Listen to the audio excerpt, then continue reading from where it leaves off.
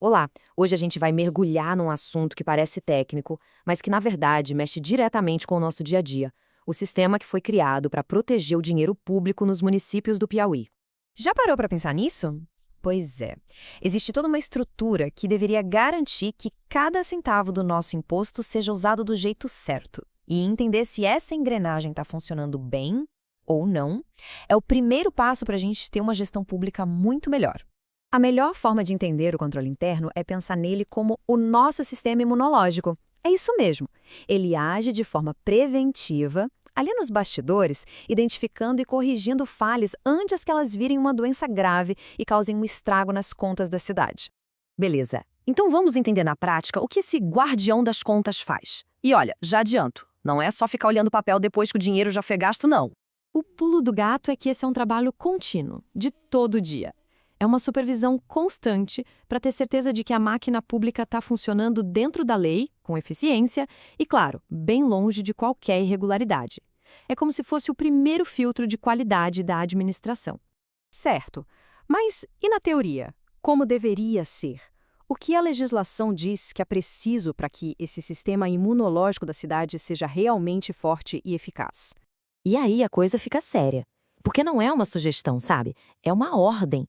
Tanto a Constituição Federal quanto a do Piauí são bem claras. É obrigatório manter um sistema de controle robusto e independente. A lei manda que exista essa estrutura para avaliar metas, comprovar a legalidade e, claro, a eficiência de cada real que é gasto. Pois é, mas a gente sabe que entre o que está no papel e o que acontece na vida real, às vezes tem um abismo, né?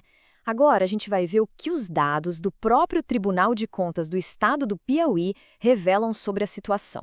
Olha só, à primeira vista, o número parece até bom. 84% dos municípios dizem que sim, que tem uma unidade de controle interno funcionando. Parece que o dever de casa foi feito, certo? Mas, será mesmo? Vamos cavar um pouquinho mais. E é aqui que a história muda de figura. Pensa comigo. Quase metade dessas unidades de controle não tem uma lei própria que organize o trabalho delas. E o mais impressionante, 60% funcionam com uma única pessoa. Imagina, uma pessoa para fiscalizar uma prefeitura inteira e, para completar, menos de 18% usam a tecnologia a seu favor.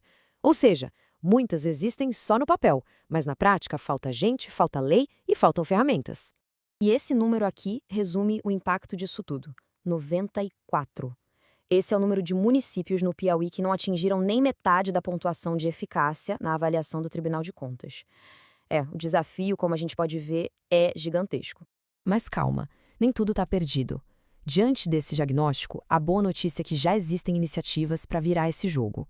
Vamos ver como se está construindo a ponte entre essa realidade frágil e um futuro com um controle que realmente funcione. Para consertar um problema, o primeiro passo é medir, é entender o tamanho dele. É aí que entra o IEGM. Pensa nele como um check-up completo da gestão da cidade. Ele avalia áreas essenciais como saúde, educação, planejamento e, no final, ele não dá só uma nota. Ele mostra exatamente onde o calo aperta, permitindo que o Tribunal de Contas aponte as falhas e também reconheça quem está fazendo um bom trabalho. E aqui está o plano de ação, o passo a passo.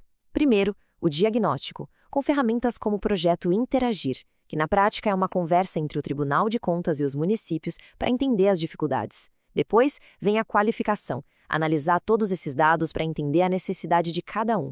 E, por fim, o mais importante, fortalecer, ou seja, dar treinamento técnico e capacitar as equipes para elas fazerem o trabalho direito. Ok, falamos de leis, de dados, de projetos, mas no fim do dia, por que um controle interno forte realmente importa para a vida de todo mundo? A resposta é bem direta.